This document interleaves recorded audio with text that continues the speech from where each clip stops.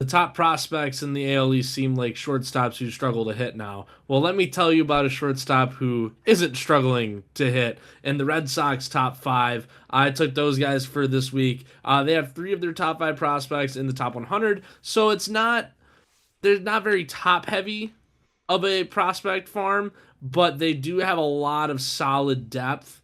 Um, like a lot of guys that are in that like 110, 120s echelon of MLB's top 100, like guys that are just missing. But Franklin Arias, he played his first triple or double A games, excuse me, in 2025 with the Portland Sea Dogs, and wasn't too shabby in the numbers department either. In just 10 games there, slash line was 261, 250, 435. So kind of low in the OPS department, but he's never been known to be a real power hitter.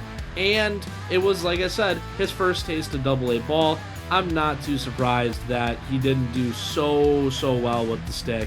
But still, two doubles, two homers, nothing to sniff at, especially in 10 games there. As a whole in 2025, which includes 19 games at Single A Salem with the Ridge Yaks, 87 games at High A with the Greenville Drive, and those 10 games at Portland, 278, 335, 388. So 723 OPS, that's pretty average to above average for a minor leaguer, especially in those lower to middle echelons. 27 doubles, 8 homers, 66 RBIs, and 38 walks to only 53 strikeouts as well. So in over 110 games, only 53 strikeouts for a guy like Franklin Arias. It's good plate presence. He also had a 982 fielding percentage at shortstop, which if he would have been in the big leagues this year, that's good for tied for 7th with Joey Ortiz, who is known for having a very good glove. So Franklin Arias, he's got the glove. The stick is there. Projected debut 2027. I'm going to go 2028, though. I think he waits till 2028 to debut. He is young. He's only about 20, I think turning 21 years old very shortly. So unless Christian Campbell moves to the outfield permanently, you have guys like Christian Campbell, Marcelo Meyer, Romy Gonzalez, David Hamilton, and more that are all plugging up the infield for at least another season or two because they all have control, right? And they also just brought in Wilson Contreras. So the infield is filling up and filling up fast. I say they need to let Arias develop maybe a little bit more power and keep giving him reps around the infield. He might end up taking a spot from one of those guys. Number 2 is Payton Tolle. Talked about him last week when I included him in my Tarek Skubal trade package. He's another towering left-hander with a high 90s fastball. He might as well just be Tarek Skubal too, right? 7'4" was his average extension off the mound when he was playing college ball at TCU. And according to MLB.com, he's got this bulldog mentality where he just goes right after you. He's pounding the zone. There's lots of fastballs. He wants you to hit him. He wants it to happen, right? And I think that's kind of what you want out of one of your one or two pitchers in the starting rotation. In one of your top arms, that's what you want, right? He put together a terrific 2025 across high A, double A, and triple A, which got him to the big leagues by the end of August. It didn't go so well. He gave up at least one run in 5 of his 7 appearances in the bigs, but he's already there, right? There's no projected debut here for Payton Tolle. If he has a solid spring, he's going to end up starting the year as a middle reliever for the Red Sox. He might see some spot starts, but because Boston brought in a few starters already and they're still in the market for more, odds are he won't have any starting opportunities, but that's not a bad thing, though, right? Number 3, Kyson Witherspoon, another right-handed starter. He's MLB's 89th overall prospect. I guess I should have mentioned Payton Tolle is the number 28 in MLB.com's top 100. Kyson Witherspoon, number 89. He was Boston's 2025 first-round pick, 15th overall this year out of Oklahoma, and he's got wicked stuff. 65 grade fastball, 60 on his curve slider and cutter. Does have a 45 grade on his changeup, but when you have 60 plus on 4 of your 5 pitches, I think it's all right to just have a changeup in the mix as is. Fastball tops out at 99. His slider can hit in the low 90s at times when he's on his game.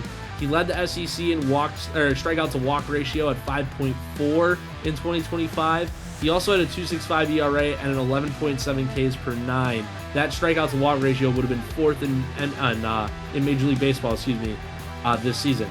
Didn't play any minor league ball in 2025, but despite that, I'd be shocked if he started 2026 anywhere below Greenville, their high A affiliate. So I think that's where he's going to start.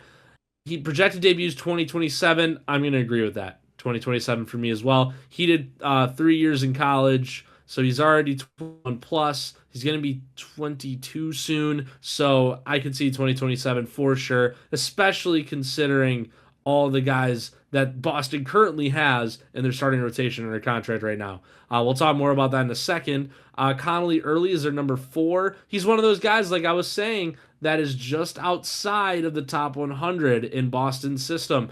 He's added some fastball velo in 24 and 25, tops out at 96 miles an hour now. He's a very balanced left-handed pitcher with a 4-pitch mix, and he had a terrific 2025 as well between Double-A at Portland and Triple-A.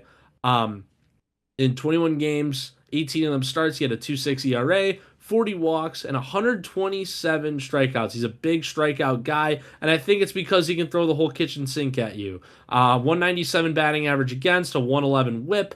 Projected debuts this coming season, 2026. I'm going right with that. 2026. I can see him and Payton Tolle being guys you see in long to middle relief roles, and eventually I think Connelly Early starts getting starting opportunities before Payton Tolle, simply because Tolle is that bulldog.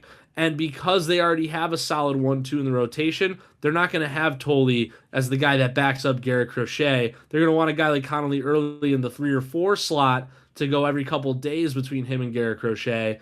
And it's a pretty stark difference between the two of them, too. So if they start in the same series, the team's not going to have the same exact read off a left-handed pitcher. Lastly, Justin Gonzales, outfielder, 18 years old. He's already at High A Greenville with the drive. He'll be 19 on New Year's Eve. I also included him in my Terry Scooble trade package last week. He had an 804 OPS at Single A Salem in 2025. He had a terrific Dominican League. He was awesome there. 6'4" frame, decent speed, and he's got an amazing arm that just screams amazing all-star right fielder someday. I like Justin Gonzales for the future. I think this is a guy that, obviously, for Tarek Skubal, you should consider if Detroit asks for him.